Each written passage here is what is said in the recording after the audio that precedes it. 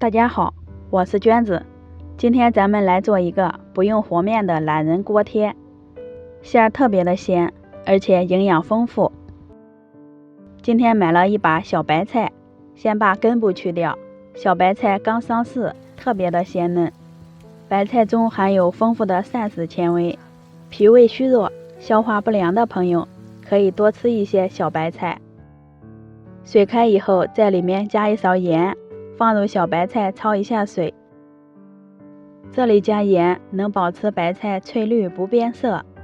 烫上30秒即可控水捞出。倒在盆里过一下凉水。准备一根胡萝卜，切成薄片，改刀切条，最后切成胡萝卜丁。香菇洗净，切成长条，再切成香菇丁，装入盘里备用。另取一个小碗，在里面打入2个鸡蛋，充分的将鸡蛋液搅散开。油热以后倒入鸡蛋液，油温不宜过高，用筷子很容易把鸡蛋搅散。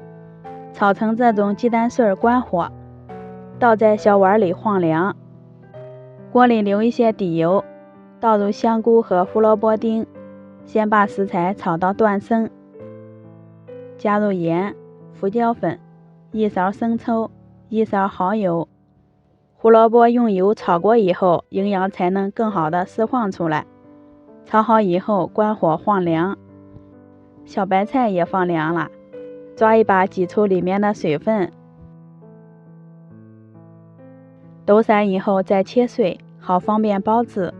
装进盆里，倒入炒好的胡萝卜、香菇，鸡蛋也加进去，再放一把葱花，最后淋一些香油，翻拌均匀，馅料就算调好啦。红、黄、绿搭配起来做馅儿，好看也好吃。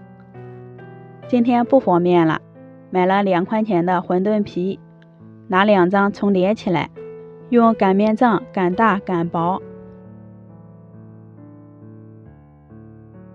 成这种半透明状就可以了。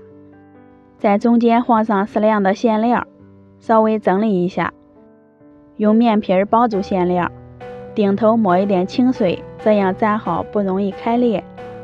两头也抹一点清水，再对折起来，就做好了一个漂亮的生胚。